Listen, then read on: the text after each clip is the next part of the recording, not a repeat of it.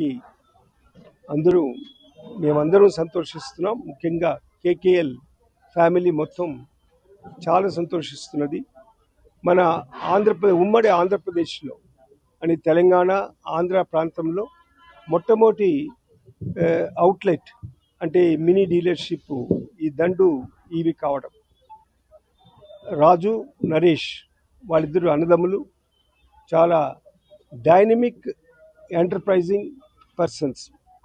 వారు ధైర్యం చేసి ఈ డీలర్షిప్ని ప్రారంభించారు.